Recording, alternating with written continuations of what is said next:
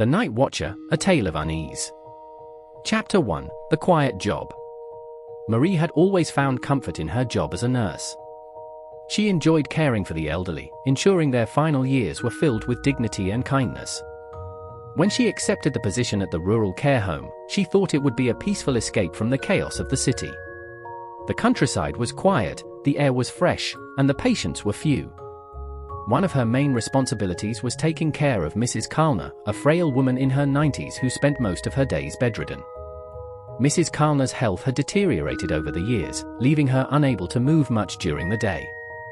She rarely spoke, her voice a faint whisper when she did, and her sunken eyes often stared blankly at the ceiling. Marie was assigned to sleep in the same room as Mrs. Kalner, in case the elderly woman needed anything during the night. It was a routine Marie had grown accustomed to, until strange things started happening. Chapter 2, The First Glimpse. It started subtly. One night, as Marie lay on the small cot beside Mrs. Kalner's bed, she felt a strange sensation. It was as if someone was watching her. The room was dark, the only light coming from the faint glow of the moon filtering through the curtains. At first, she dismissed it as her imagination, closing her eyes and turning over. But the feeling didn't go away. Her eyes flew open, and she turned her head toward the bed. That's when she saw it, Mrs. Kalner's eyes, wide open, staring directly at her. The old woman's gaze was unblinking, her pupils fixed and cold. For a moment, neither of them moved. Marie felt a chill crawl up her spine. "Mrs. Kalner?" Marie whispered hesitantly. The old woman didn't respond. Then, slowly, her lips curled into a faint smile. It wasn't a warm, friendly smile, it was eerie, almost predatory. Marie's breath caught in her throat as she watched Mrs. Kalner's tongue dart out, licking her lower lip. Marie turned away, clutching her blanket tightly, her heart racing.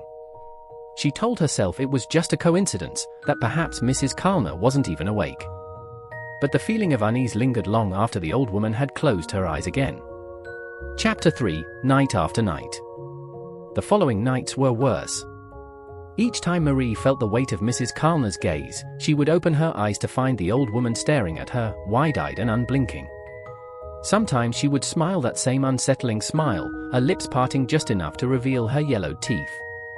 Other times, she would whisper incoherent words under her breath, the sound barely audible but enough to send shivers down Marie's spine. Then, one night, it escalated. Marie woke to the sound of shuffling. Her eyes darted to the bed, but it was empty. The sheets were crumpled, and Mrs. Kalner was gone. Panic surged through Marie as she scanned the room, her eyes adjusting to the darkness. That's when she saw her. Mrs. Kalner was standing in the corner of the room, her frail frame illuminated by the moonlight. Her back was hunched, her arms hanging limply by her sides. She wasn't moving, just standing there, staring at the wall. "Mrs. Kalner?" Marie's voice trembled. She stood, hesitating before taking a step forward. The old woman turned her head slowly, unnaturally, her neck cracking with the motion. Her eyes locked onto Marie's, and once again, that unnerving smile spread across her face. Without a word, she shuffled back to the bed and lay down, her movement slow and deliberate. By the time Marie gathered the courage to approach, Mrs. Kalner was already asleep, her breathing shallow and steady. Chapter 4, The Daytime Mask. During the day, Mrs. Kalner seemed completely different. She was weak, barely able to lift her head from the pillow.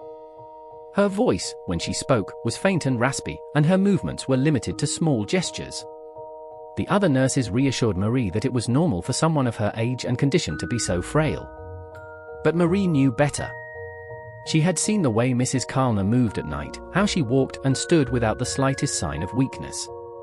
It was as if she became a different person after dark. One afternoon, as Marie fed her lunch, she decided to bring it up. "You seemed restless last night, Mrs. Kalner," Marie said cautiously. "You got out of bed." The old woman's sunken eyes shifted toward her, but she said nothing. Her expression was blank, giving no indication that she had heard or understood. Marie leaned closer. "Do you remember anything? You were standing in the corner." Mrs. Kalner's lips twitched, and for a fleeting moment, Marie thought she saw the hint of a smile. But it vanished just as quickly, leaving Marie with more questions than answers. Chapter 5: The Breaking Point. The nightly encounters became unbearable. Marie started dreading bedtime, her anxiety growing as the sun set each evening. She tried keeping a lamp on, but it didn't help. Mrs. Kalner's eyes still found her in the darkness, piercing and relentless. One night, Marie decided to stay awake. She sat in her cot, watching the old woman's bed. Hours passed, and Mrs. Kalner didn't move. Marie began to feel foolish, thinking perhaps it was all in her head. But then, just as she started to relax, Mrs. Kalner sat up. The motion was sudden and unnatural, her head snapping toward Marie. Before Marie could react, the old woman swung her legs over the side of the bed and stood. Marie froze, her breath caught in her throat. Mrs. Kalner shuffled toward her, her bare feet making soft thuds against the wooden floor. Her bony hand reached out, her fingers curling as if to grab something. "Stay back!" Marie shouted, scrambling off the cot. She backed into the wall, her eyes wide with terror. Mrs. Kalner stopped, her hand dropping to her side. For a moment, the room was silent except for the sound of Marie's ragged breathing. Then, in a voice that was barely a whisper, the old woman spoke. "It's not me," she said, her lips barely moving. "It's never been me." Chapter 6: The Twist. The next morning, Marie demanded to speak with the doctor in charge of the care home. She described everything she had seen, Mrs. Kalner's nighttime behavior, her sudden strength, and the chilling words she had spoken. The doctor listened patiently before sighing. "Marie, I think you've been overworking yourself. Mrs. Kalner has advanced dementia. It's not uncommon for patients to exhibit strange behaviors." Marie shook her head. "This is different. She's not herself." The doctor gave her a sympathetic smile. "Why don't you take a few days off? Get some rest. You've been under a lot of stress." Marie reluctantly agreed. But as she packed her bag that evening, she couldn't shake the feeling that something was deeply wrong.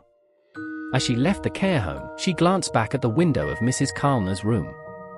The old woman was standing there, watching her leave.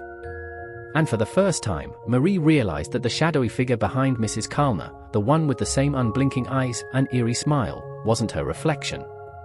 Epilogue: The Watcher remains. Marie never returned to the care home. She tried to move on, but the memories lingered. Sometimes, late at night, she would wake up feeling the same chilling sensation, that someone was watching her. And in the faint glow of the moonlight, she swore she could see a pair of eyes staring back. Vocabulary summary: frail, weak and delicate. Unease, a feeling of discomfort or worry. Sunken, hollow or deeply recessed. Relentless, persistent, never-ending. Dementia, a medical condition that affects memory and behavior. Shuffle, to walk without lifting your feet. Piercing, intense and sharp. Sympathetic, showing understanding or compassion. Reflection, an image seen in a mirror or shiny surface. Lingering, staying for a long time, even after it should be gone.